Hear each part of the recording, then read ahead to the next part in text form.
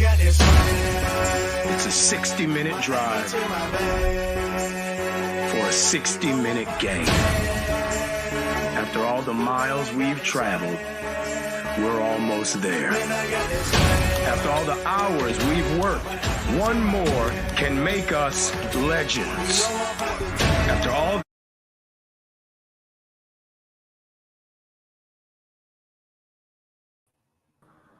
Welcome back to The Last Word, everyone. I am here joined with longtime friend of this show and just everything here at Team MBS Media, Greg Rector at Greg's Cowboys. We are filling in. Well, I'm back and Greg is filling in today for the boss man, Joe Cardozo, and Jeff Barnes, who is preoccupied with his various football responsibilities. He was at the USF game yesterday, and then he also coaches high school football. Couldn't be here today, so we look forward to getting those guys back.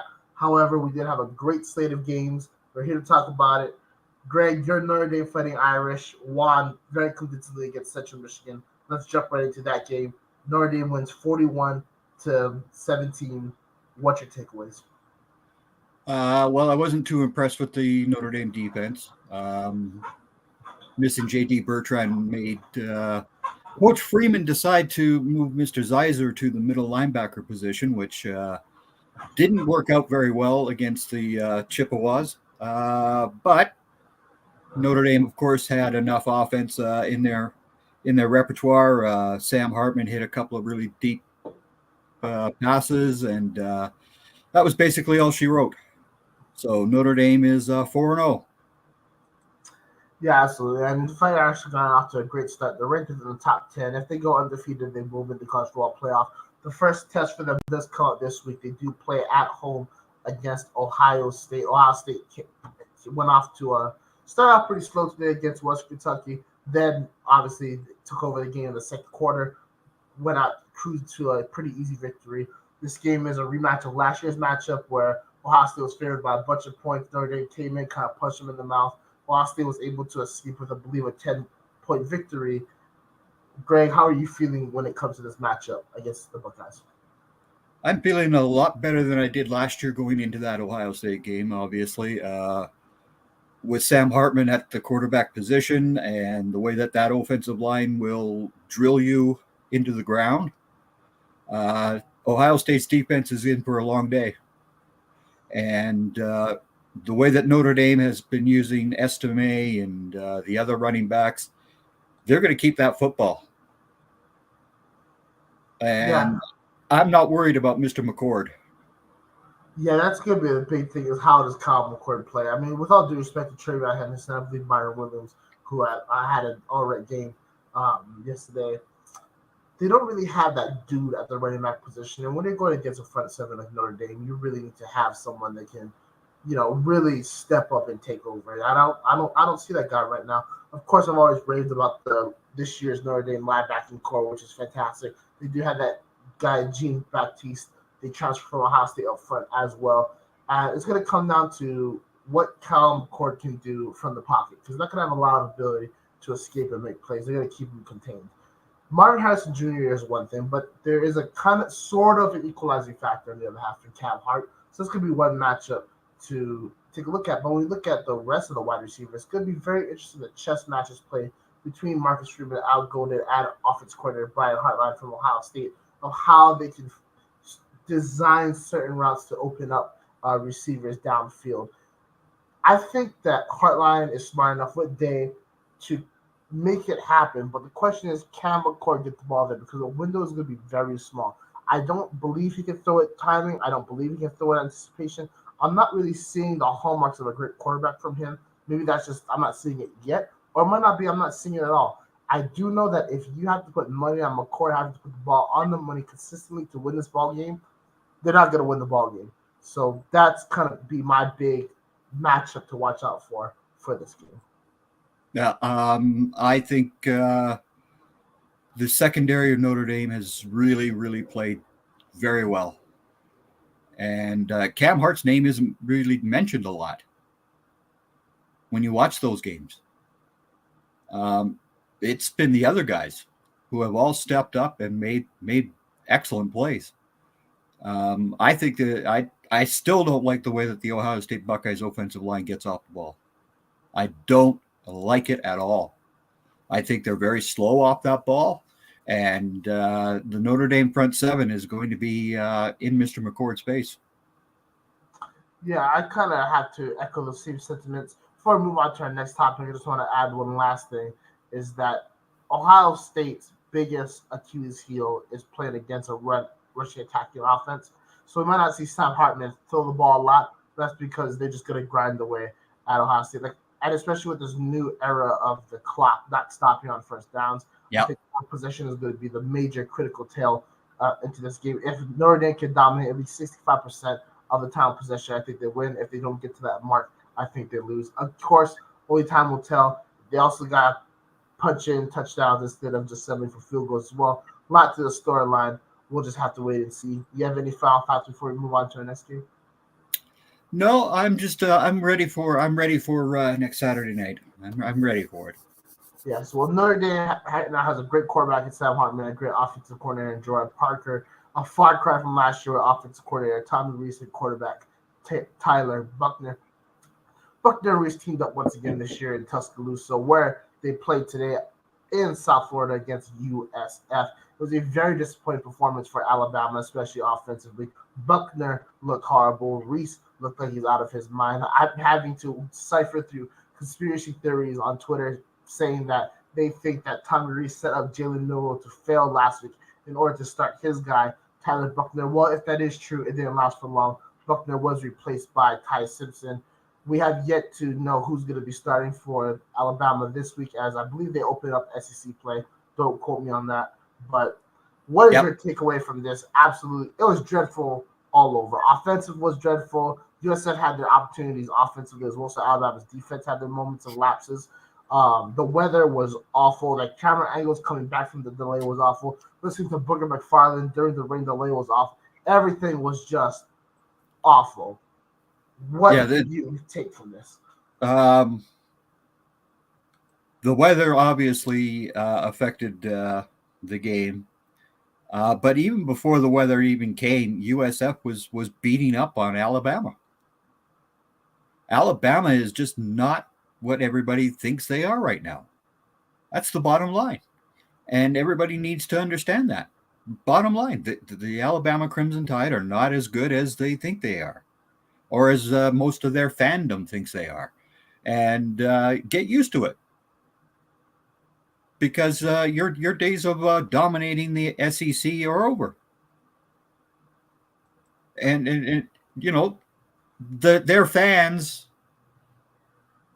have had their day. And I'm sorry, but it's now Georgia. Georgia is the program. Yeah, Georgia's the program. Well, let's not act like Alabama didn't decide the number one ranked high school recruiting class this past offseason. I think that Alabama is due for a resurgence. They might just not have the pieces in play this year, but you are seeing some stand-up performances from some of the youngsters. I think more importantly for Alabama is they don't have an identity right now. They're obviously not the Alabama Crimson Tide of old, that hard-hitting, no-nonsense, hard work over everything kind of mentality. Nick Saban doesn't have the same fire that I normally see him have.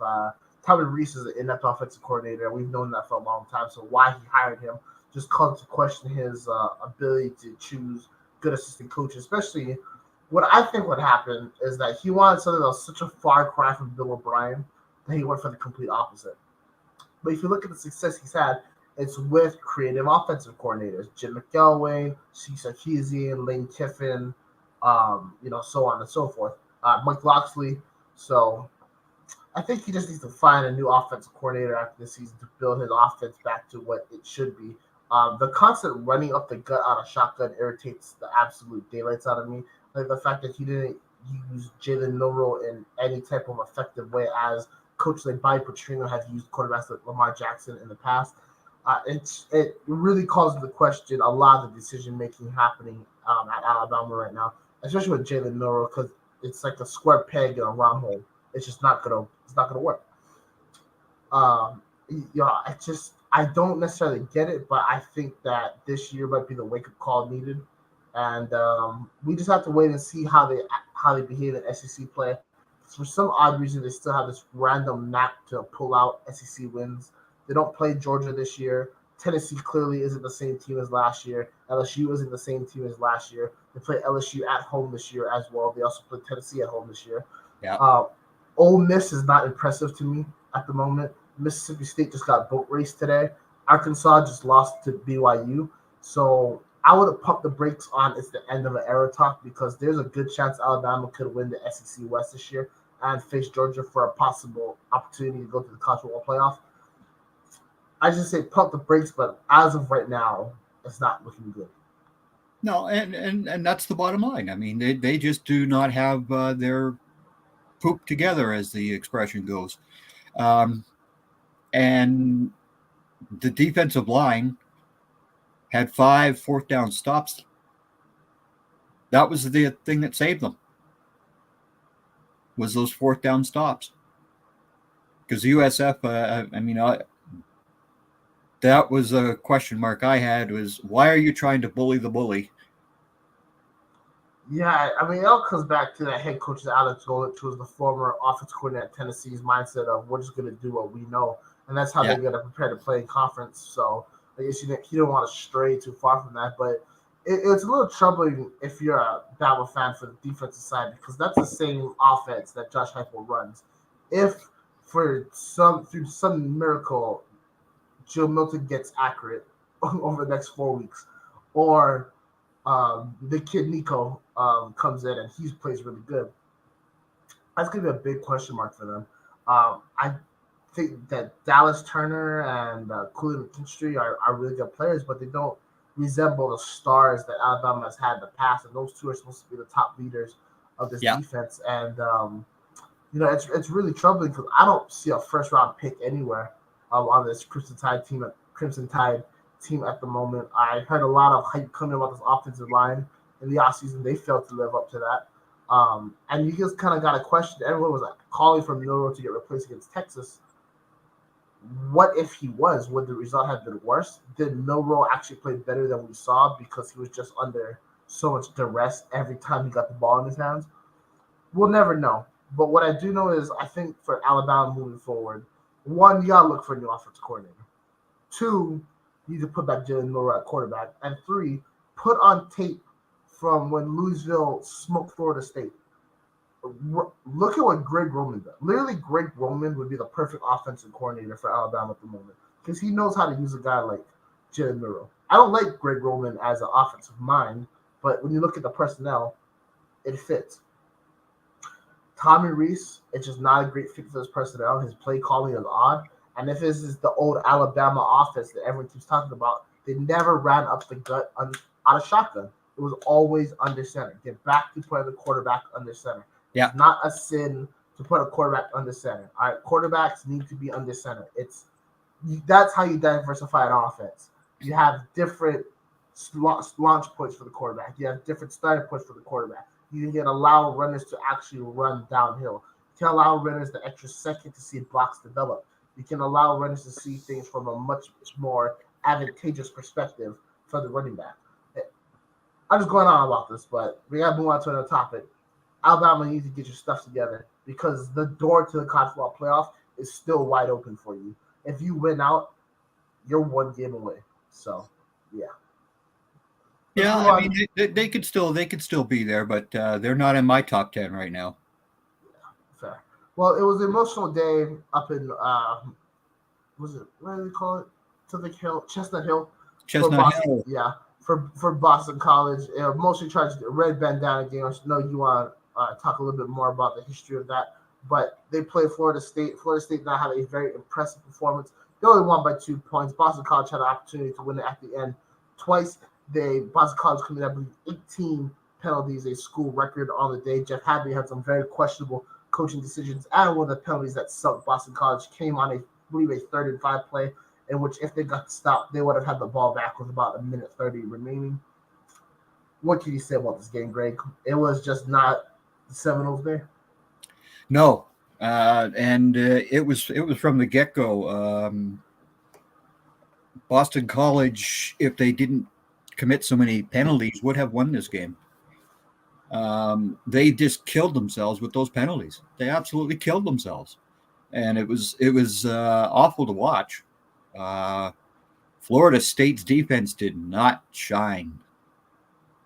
Yes, Mr. Verse is probably going to be the top defensive player taken in the draft, but they did not handle the Boston College offense very well. But again, the coaching decisions from Boston College were mind-boggling at times. Yeah, I think these are decisions that come from desperation, and Jeff Hadley is a desperate man. I think I had him at number 2 or number 3 on my coaches to get fired article. He went 6-6 in 2019 and 2020 and 2021. Yeah, and then he went 3-9 last year. I mean, at Boston College is a very hard place to win, but Boston College lost to Northern Illinois. They got put in this really tough game against Holy Cross, the original Holy War. The quarterback is great, by the way. I love the quarterback, but it's just not happen. It sucks because there's a fair amount of talent that's coming out of Boston College. Boston College has had 2 first rounders these past 2 drafts. In 2022, Isaiah Johnson. This previous draft, it was Zay Flowers. So there is talent up there. It just, for some reason, it's just not coming together for Jeff Hadley, and it might be time for these parties to split up and move on. I definitely agree with that. You can't have 18 penalties in a game. You just can't. And they were self-inflicted. You're at home. The energy there for, I believe, Wells Crowder, what's his name? Wells Ford. Yeah. The firefighter that passed away during 9/11. Like, it was rocking in there. That's the type of game that, you expect Florida State to have the penalties in, Florida State to have the mind-boggling decisions in. And when you can't even handle your own hype, how are you going to handle adversity? Yeah. And Jordan Travis, of course, I mean, that was a little scary there when he went down at the end of the first half. But he came right back in, and give the young man credit. I'm pretty sure his left shoulder is very sore today. Oh, absolutely. I bet. And shout out to that young man for persevering through that. Jordan Travis is an interesting case because he is clearly Florida State's only hope. Even though they have a great crew around him, their backup is not up to standard. So his health is integral. However, he puts the ball in such dangerous positions at random times throughout a football game. I don't trust that he won't do that soon. One bad pass away, and this game could flip from Boston College's way. There's so many things that you could say could have went different and could have went Boston College's way. And you want that list to be very low when you're playing a team that is the inferior squad. Mike Norvell has a lot to clean up for the Seminoles. This ACC is theirs for the taking. There's no doubt about it. But if North Carolina continues to impress and Duke continues to impress, these sloppy mistakes, they're going to cost them eventually. And it's going to be sooner rather than later. At least that's my take on it anyway. Well, they have to travel to Clemson here in a couple of weeks. Yeah, it's going to be a tough game too. Clemson is such a hard team to analyze because I frankly don't know, where they are mentally. They don't feel like something like Alabama. It's not the same old Clemson of back in the day where the mentality was a little bit different, a little bit more intense, a little more. I always want dedicated, but they bought into what Dabo was preaching a little bit more years ago, and I don't see that from the Tigers anymore. So that's gonna be an interesting thing to evaluate when those two teams play each other. Any thoughts? Well, that's going to be the game for Florida State. I mean, the Seminoles can absolutely walk away with the ACC if they win that game. So Florida State, a team to watch for. Of course, they are in the thick of the college football playoff picture. We'll be talking more about that and some of the other big games, including Tennessee and Florida and Colorado State, when we come back.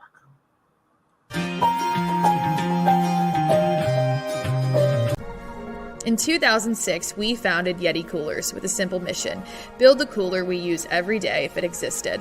One that was built for the serious outdoor enthusiasts rather than for mass discount retailers. One that could take the abuse we knew we'd put it through, out in the field and on the water. One that simply wouldn't break. We decided early on that production innovation would come from necessity and first-hand experience, not from market research and data analysis. Today, Yeti products perform when it matters most.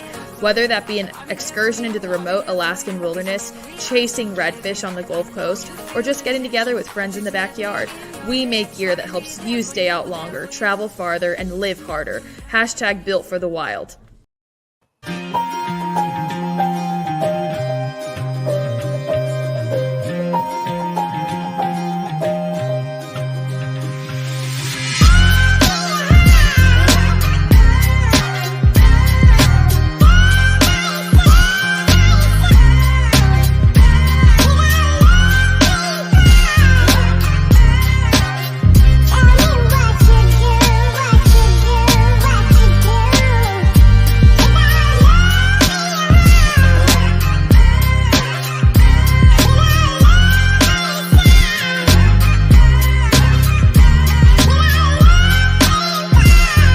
You are watching The Last Word with Team NBS Media. And now back to Joe, Jeff, and Brock.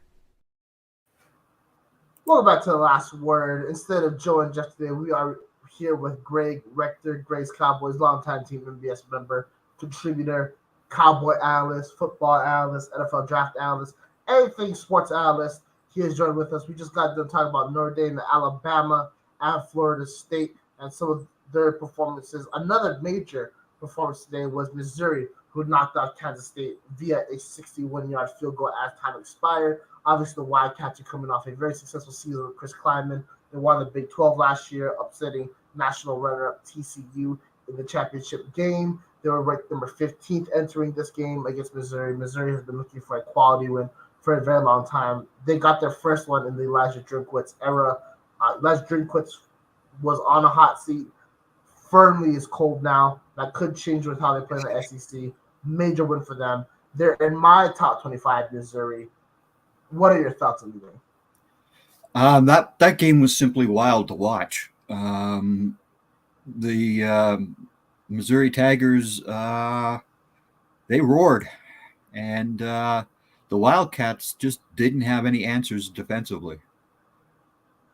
Yeah, I mean, that's pretty much the story of the game right there. It's nice for Missouri because they had a situation like this last year at Auburn where the kick was either missed or blocked. I can't remember which one was it, and then losing in overtime. So even though it's a little bit delayed, they finally got that signature win in front of their home crowd.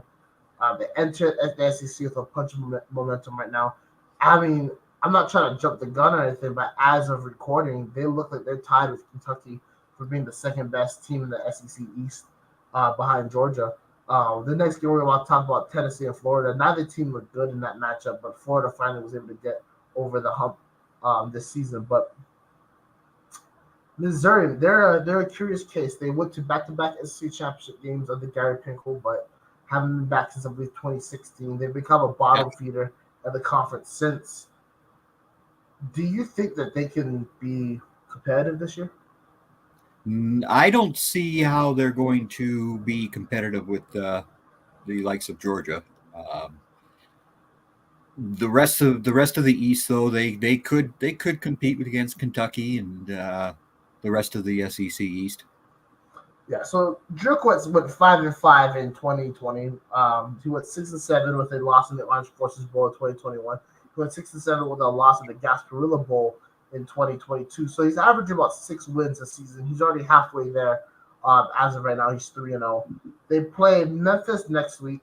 At the Carrier Dome, or at the Dome at American Center. Sorry. So that's going to be a very interesting matchup. They're going to be playing indoors, so that's a big benefit to Missouri as well. They play at Vanderbilt, so I think that they can win both those games. That puts them at 5-0. They play LSU at home, and they play at Kentucky. Play South Carolina at home, a South Carolina team that they're real hot and cold at times. And they play at Georgia. Play Tennessee at home, a Tennessee team that did not look spectacular. Then they play Florida at home, a Florida team that did not look spectacular. And then they had a battle line rivalry to finish their season in Fayetteville at Arkansas. I think that this team could legitimately compete for the conference, the division. Obviously, I'm not picking them to upset Georgia. I'm not saying that at all. But what I'm saying is they can stack up wins against Memphis and Vanderbilt. I think they lose against LSU, but they could somehow pull it off against Kentucky and South Carolina, something that's not out of the question. They'll be playing at Georgia, and with one loss in the conference, that game would literally be for the lead. So I think they can beat Tennessee. I think they can beat Florida. I think they can beat Arkansas. I think this team has a lot of potential. I don't select them in any of those games. I want to make that very clear. But I'm saying that the future looks a lot brighter for the Tigers today than it did before yesterday's kickoff. Absolutely. And the special teams for Missouri shined. They really did. I mean, that 61-yard field goal was just a thing of beauty, and that would have been good from about 66 easily. So that young man has quite the leg on him. But the offense for Missouri showed up, and that's been something that's been missing. Is showing up when they've been needed to show up. Has been missing since that 2016 season.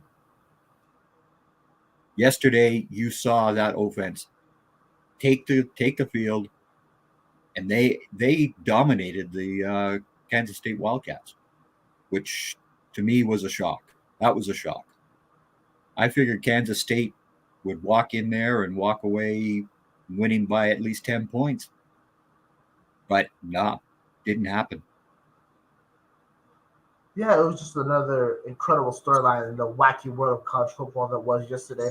Missouri put themselves in a fantastic spot, not only with this win against a quality opponent, but also giving them momentum to enter the SEC season. As previously mentioned, two other SEC opponents face each other today in the classic third week of September. Florida continued a dominant streak in Gainesville against the Volunteers. I believe last time Volunteers won, there was 2003. They won 29-16. That Graham Mertz looked like what we all thought he could be. Trevor Etienne, his brother, had a fantastic day on the ground. 23 carries, 172 yards, and a tutty. That tutty being a pretty large run that gave Florida their first score, really halting that Tennessee momentum they had when they're up 7-0 early. Joe Milton looked pedestrian at times. He looked a little bit overwhelmed at times. He looks inaccurate, like normal at times. It's clear Tennessee can't win without him. It's clear that there is a significant drop-off between this year's wide receiver core and last year's wide receiver core. There could also be a story behind the new clock rules and why Tennessee isn't able to be as effective offensively as they were in years past. They don't look as fast as they were in terms of getting the play to the line. The offensive line, they're not controlling the line of scrimmage as they had anticipated. The running game was mundane at best. Yeah. Florida just done what they needed to. They got some opportunities early. They capitalized on it. They were able to build up a multiple score lead, and they held on to it. Tennessee had flashes of looking like they were going to punch it in or looking like they were about to take over the game again. Florida defense shut that down, so well done to them. They got some big boys up the middle that really put in a tremendous effort today. What can you say? I mean, this is the same thing with Billy Napier. His seat will start to heat up a little bit. He's been dealing with a lot of on-field and off-the-field issues with this Florida program. But a win like this, that quiets a lot of doubters inside, Gainesville. Yeah. So that well done to them. What are your thoughts on you? Tennessee suffers from the Gainesville group. I mean, that's what I'm going to call it, is the Gainesville group. Wow. Just unbelievably horrible play from the Volunteers. You talked about their offensive line. That group alone just was horrific. The the Gators did dominate that line. Their big boys up front, like you said, played very well. Joe Milton, yeah, he's got an arm, but boy, the young man just does not understand how to use it. He just does not get it. And Heifel can praise him up to high heaven, but when you don't understand how to use your arm, you're going to cause problems. And are the Tennessee receivers this year anywhere near the level of last year with Hyatt and Cedric Tillman? No. And you can't always have that same mindset going into games that you're just Tennessee and this is what we do. Well, you have to adjust to your opponent. And I didn't see any adjustments. Yeah, I completely agree with you. I think people slowly jumped back on the Joe Milton hype train after his stand-up performances against Vanderbilt and Clemson, especially Clemson. But we gotta look what's the quality of those opponents at the time at which they were played. The reason why last year's Tennessee offense looked so much better under Hendon Hooker is because Hendon Hooker possesses the one thing Joe Milton doesn't, and that's touch. If you look at Joe Milton, he outranks Hendon Hooker in every way: physique, speed, agility, arm strength, height, athleticism, whatever metric you want to put out there. Touch, accuracy. That's the one thing that Hendon Hooker had, and that's the reason why Hendon Hooker was so successful. Milton, with this offense, you gotta be able to throw it to anticipation. You gotta be able to lead your receiver. He oftentimes overthrows guys. He oftentimes throws it behind them. They gotta stop their routes to try and make catches. They gotta contort their body into weird angles in order to try and make catches, which then the catches lead to incompletion or batted balls up in the air. Nothing about the way Joe Milton plays football sounds successful or becomes successful or leads to success. I think that, unfortunately for him, his football career is ending right before our eyes, and before you know it, if he doesn't improve in SEC play, they're going to go to Nico, and all he'll have to blame is himself. Well, that's the bottom line. I mean, yes, the kid has the talent. He has the arm. He has the athleticism. He can run the ball. All those things that you want in a quarterback today, he can do. But without that touch and the ability to lead his receivers to a much better place with the football, you're not going to succeed. It's just that it's that simple. And Mr. Milton needs to learn how to throw that football a whole lot softer at times. Yes. It's just you've got the cannon of an arm. Yeah, we all understand that, but you're not going to win with just a cannon. Ask John Elway. Right? I mean, everybody always talked about Elway, how great of an arm he had and all that jazz. Well, he didn't win much until he learned how to soften up those passes a little. Exactly. I don't think people understand that arm strength can be a detriment at times. One, it gives you a odd confidence that thinks that you can fit balls in the places you should not be attempting to fit them, i.e. Josh Allen.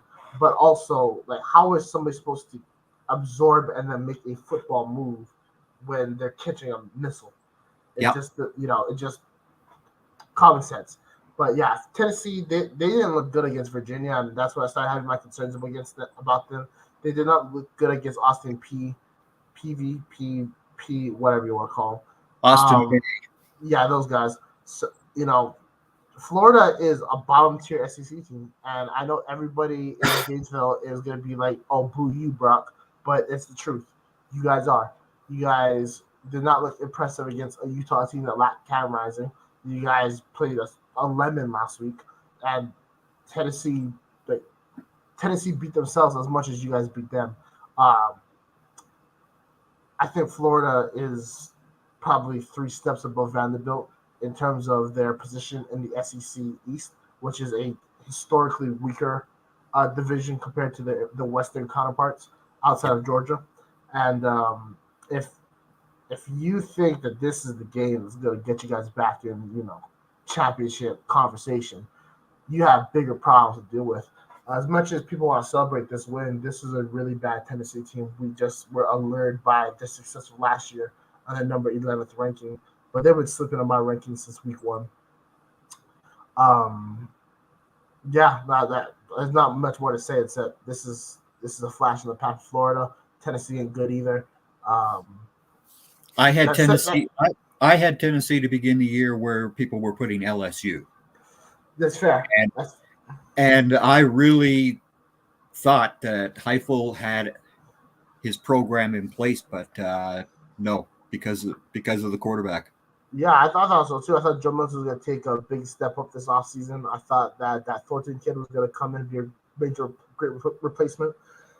I thought Brew McCoy was going to finally become the player that everyone was projecting him to be coming out of high school, but those things just didn't come true. And Hypo has to ask himself now, where does he go from here? He did also lose Alex Golish in the offseason to USF, so that's another piece he had to replace as well.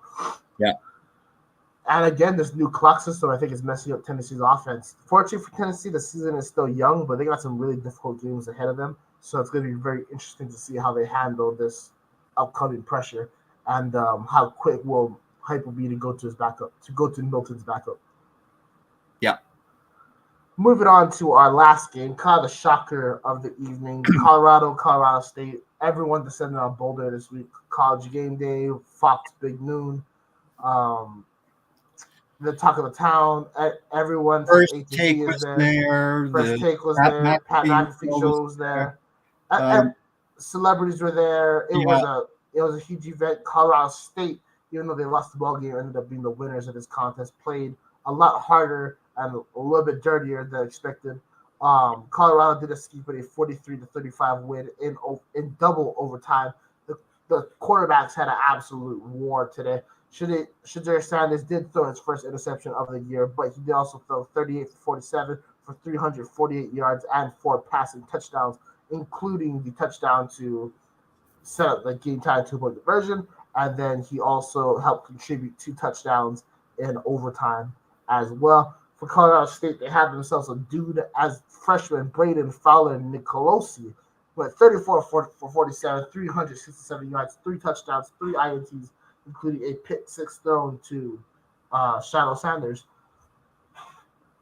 Fowler Nicolosi was supplemented by 2 strong wide receivers for Colorado State. Troy Horton, the transfer from Nevada, had 16 receptions for 131 yards and a touchdown. He also threw a pass for 30 yards. Lewis Brown had 10 receptions for 131 yards as well and a touchdown. And then on the defensive side of the ball, Mohamed Kamara, his name will definitely be in the NFL soon.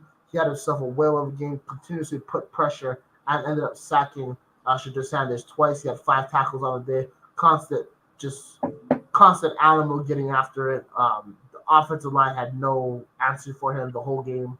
Yeah. The only reason why he stopped being dominant is he literally got tossed for targeting. Yeah. For Colorado, Michael Harrison, I believe he's a tight end, but he could be a wide receiver. He kind of stepped up, had 7 receptions for 76 yards and 2 touchdowns, including 1 in overtime and the one that would lead to the entire 2-point conversion. This was Colorado State's game all the way through. They were, after the pick 6, the momentum completely swung back to the Rams' way. They had the lead at halftime. They're up by 11 in the 4th quarter. They downed the ball inside the 5 on Shedeur Sanders and Colorado's game-tying drive. They needed to get a 2-point conversion as well, which Colorado State allowed on that RPO. Beautiful play call by Sean Lewis on that one. But what's your takeaway? Because this was a lot, to digest. Bless me. Well, all the hype that surrounded Colorado, and I mean, yeah, okay, that was great. You beat TCU, you beat Nebraska. You had your in-state rival show up to your house, and they beat you in your house. They literally beat up Colorado. Colorado was awful lucky to get away with that victory. That's my bottom line to all of this. And now you get to play Oregon and then USC. Welcome to the real world, Colorado. Yeah, I think people are going a little bit too much into this game. I mean, they had 2 back-to-back emotionally charged victories against TCU and against Nebraska. That wears a lot out of you. You're entering this game with, the whole Jay Norvell thing, so you're trying to, take it personally and beat everything like that. But there's a point where you hit fatigue. you lost Travis Hunter to an absolute dirty hit. Yeah. You were down by multiple scores multiple times throughout the game, and you still found a way to win. To me, that's a chin check right there that they passed. I know everyone was expecting a big blowout win. The line was minus 24. They needed so much things to go their way to get it done, but at the end of the day, they did get it done against all odds. I think that's very telling of a team that is still very young and is still trying to figure out who they are outside of what Deion Sanders has molded them to be. I think they are going to struggle against Oregon. They are going to struggle against USC, but I do think that they pose a solid threat against the Ducks. They do play in Eugene, so that's going to be a bit more of a challenge. But Bo Nix hasn't had any performance this year that has greatly impressed me. I think this Colorado team is a lot better than that Texas Tech team they played last week in Lubbock that almost knocked them off. I think that Oregon doesn't really have any wide receivers, so even though they will not be with Travis Hunter, they'll be without Travis Hunter. I think the cornerbacks there should have some fair amount of success. And if Bo Nix is to make plays on the ground like usual, I think that they could create themselves an opportunity. I don't think this Oregon defense is as good as people think they are. I think that they can get exposed, but the real question is, are those two UCF transfer wide receivers, Weaver and Horn Jr., going to be able to step up in the absence of Travis Hunter? That's going to be the major decider for this game. Obviously, we'll see if Michael Harris's performance was just a flash in the pan, or if that's something to watch out for the future. But my stock is still high in Colorado. Oh, yeah. I think that today was the wake-up call, and the fact that they were still able to pull it out just shows that they truly believe in everything that Deion Sanders is saying. And when you have that kind of belief and that kind of star power behind it, and those coaches have tremendous experience, I think that they can still create some big-time moments this year in Boulder. Yeah, absolutely. And I'm not giving them much hope out in Eugene because I think the Oregon, their two lines are going to absolutely dominate Colorado. I'm sorry, but the big boys are coming, and the Colorado defense is going to be in a lot of agony when Oregon starts running that football out. I think I agree with you about Bo Nix and the lack of receivers there, but boy, they can pound you on the ground. Yeah, we'll just have to wait and see like everything else. Their ability to compete against Oregon and USC are going to be one thing, but what I really want to see is the ability to compete against some of the other opponents, especially the ones that will be headed to the Big 12 with Colorado. I think that's going to be a really telling tale of where they are and where the future can be at. I didn't have them competing for the Pac-12 this year. I think I ranked them 5th in my preseason standings, but I mean, what a start to them so far. Shiloh Sanders thrown for 1,251 yards, 10 touchdowns, only 1 interception. I mean, what else can you ask from your quarterback at that kind of program? Again, time will tell. And that kind of leads us to our next topic. What are some of the games next week that you're looking forward to? Well, Ohio State is coming to South Bend. I mean, that's for me. That's all that matters. Is the Fighting Irish, of course. But I'm actually looking forward to that Oregon Colorado game. I want to see if Colorado can stand up to the big boys of the Pac-12. Oregon, again, Lanning has gotten himself a lot of defense.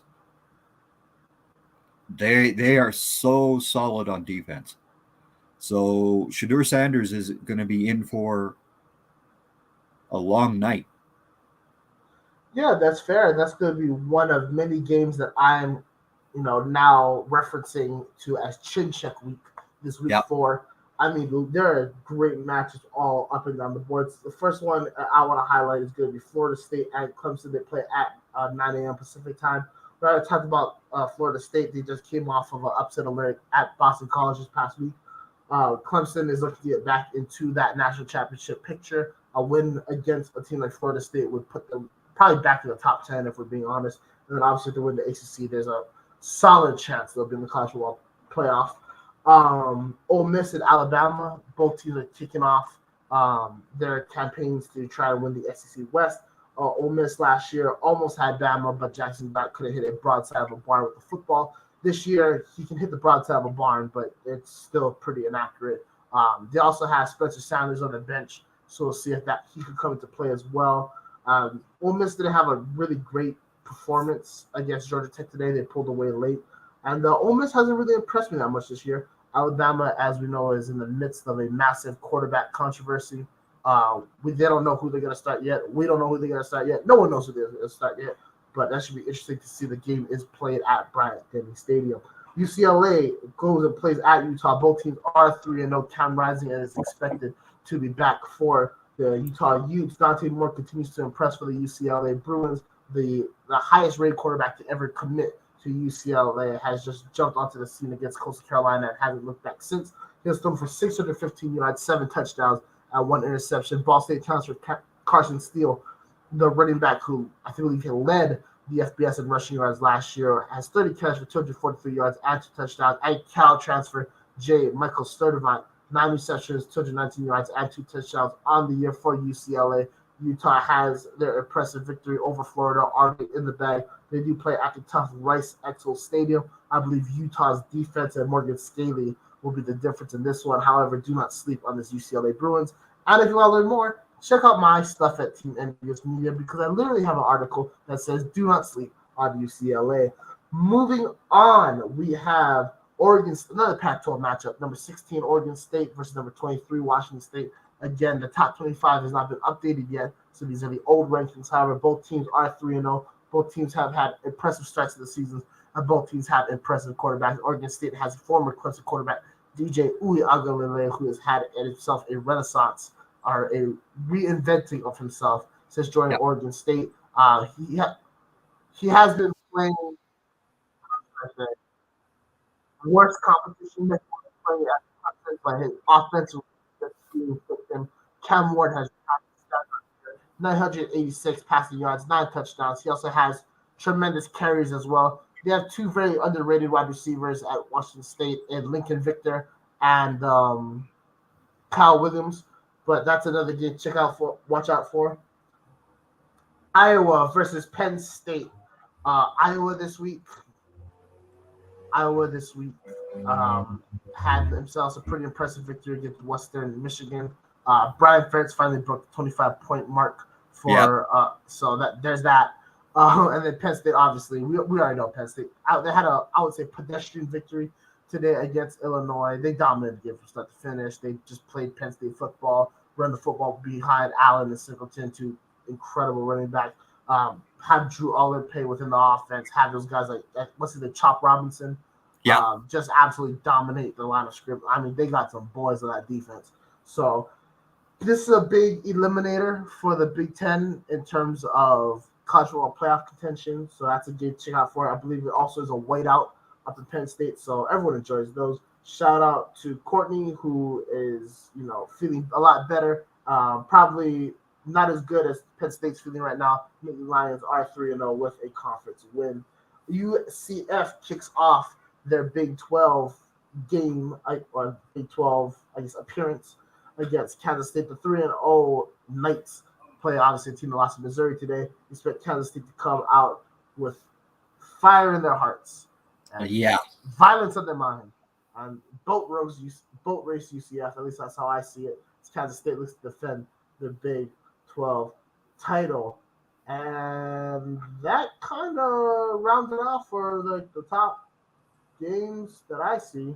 You have anything to add? No, but I'll just go back to last night's other game. TCU pounded the Daylights. I mean, pounded Houston. I mean, they just absolutely ran over them.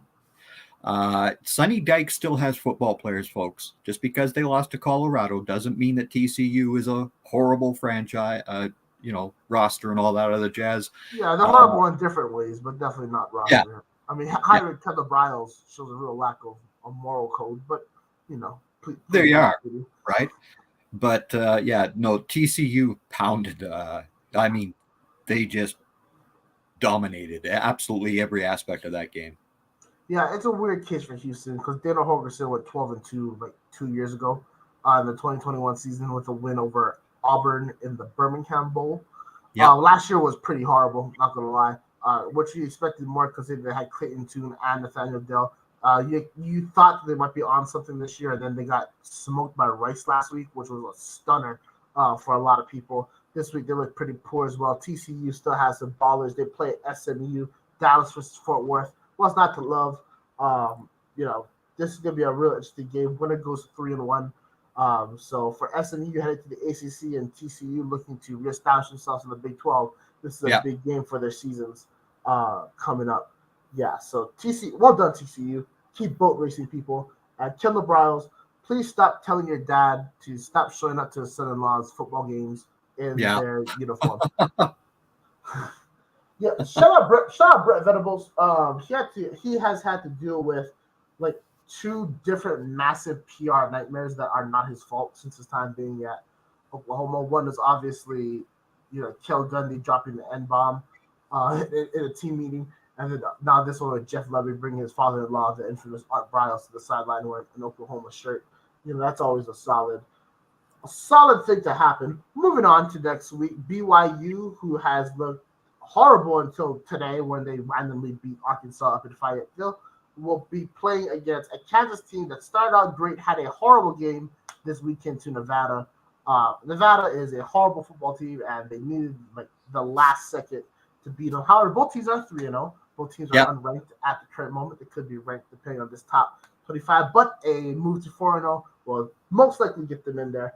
That's a big game to watch, especially for Rock Top Jayhawk Kansas Jayhawks, who are slowly becoming my favorite team, and Lance Leopold needs a better job. Other games to consider for your viewing pleasure. If you are an absolute maniac, Eastern Michigan plays Jacksonville State. Rich Rodriguez and Jacksonville State continue their dominance at FBS as they look to go to 3-1. Wake Forest is 3-0. They're always 4-0 for some reason. They play 1-2 Georgia Tech. Should be an interesting matchup, but their offense is way too good. Haynes King actually looked competent. Maybe that's what happened to be not under the Jimbo Fisher umbrella. But he has 910 yards for 9 tutties and an INT on the season. Arkansas, your favorite state, plays Louisiana State University for that weird trophy. Jalen Daniels went off today against Mississippi State. He has 976 yards and 8 touchdowns on the season. Expect another boat race for the Tigers. If you're a sicko like me, Arizona plays Stanford today. Wait a second. Wait, what? No. Stanford lost. They lost. What?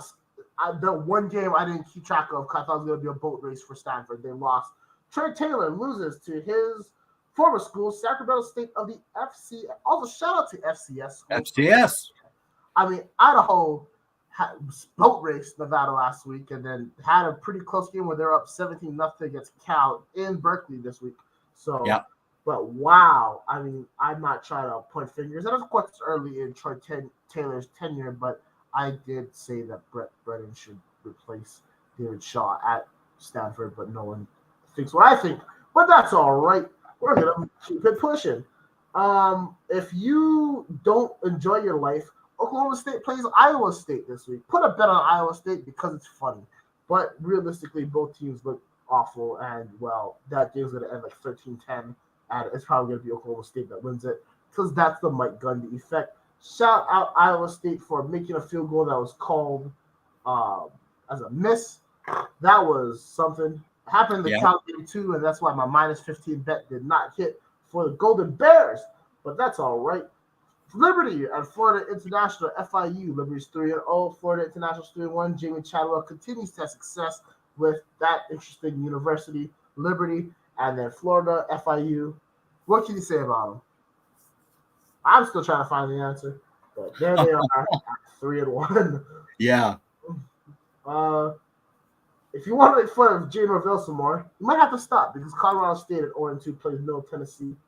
Arizona plays Stanford, so Arizona has a great passing attack. Jim DeLauro, I don't know what he has more of, civil suits or interceptions right now, We'll just have to wait and see which number wins out in the end.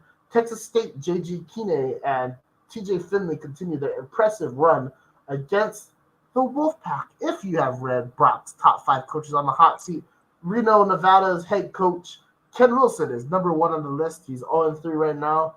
I think he only has 2 wins in 2 years. And, they're not good. But Texas State is. We're looking forward to seeing them continue to be great.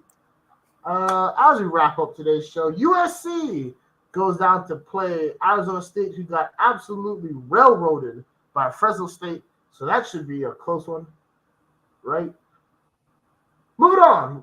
2 last games we want to cover. New Mexico State goes to Hawaii to play Hawaii. New Mexico State under Jared Kill is 2-2. They blew out Hawaii last year in Albuquerque, I believe is where the university is. Yep, there it is. I think, because they're rivals with UTEP, and that makes sense geographically. Hawaii is 1-3. What can you say except I want to cry? Last game I want to mention, my alma mater, UNLV, had themselves a important and spectacular victory today against the Vanderbilt Commodores. Threw an interception within the final, 90 seconds. Still found a way to win. That's the Rebel way. They look like a brand new team against Barry Odom. They go to one of the most underrated stadiums in college football, the Sun Bowl, to play Daddy Demos, UTEP, Miners, who have looked horrible this year. They sit at 1-3. All right, we're winding on the show. What are your final thoughts, and what is your last word? My final thoughts on this week was we saw the big boys in the SEC not look very good. Obviously, Alabama and Tennessee just did not look good at all. Bottom line. Apparently, some guy named Harbaugh is going to come back and coach next week at that school up north. For your favorite university. Yeah, that school up north. Rutgers is 3-0. Yep. Rutgers is playing awfully good football. Yeah, I look for Rutgers to give the Wolverines a little bit of a run. Let's not take the piss here. No. I'm not saying they're going to beat them. I'm not saying they're going to beat them.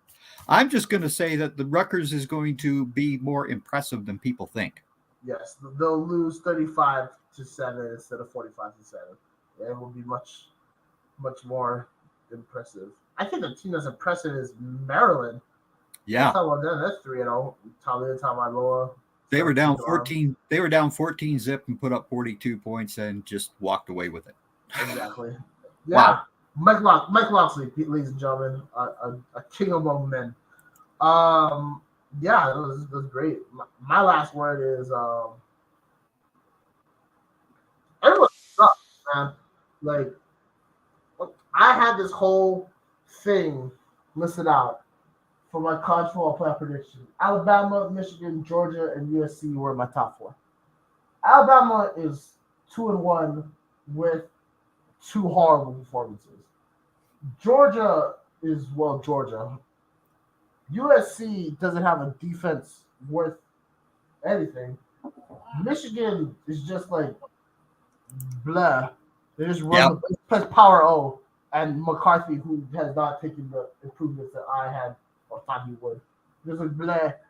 Clemson, sayonara, and Ohio State, which can't throw the ball effectively if Marvin Harrison gets hurt. So, what have we learned today? We've learned. Bet on Washington. That's all I'm saying. Yeah. They got 3 first-round wide receivers. Michael Penix Jr. is a perfect college quarterback, and they have a very underrated defense. So just bet on the Huskies, and that's my last word. Hey, anything else from you, Greg? Before we wrap up, Tudas, our NFL show kicks off right after this, so don't go anywhere. Moving the chains. Don't know who's gonna be on it, but it's gonna be fantabulous. Greg, so like and subscribe. Yes, because I forgot to say that. Like and subscribe. We appreciate you guys for watching. I love college football with all my heart, and it always is a pleasure to talk about it. Brian Kelly sucks, and that's how I want to end it. So let's end it on that topic. Catch Moving the Chains right now.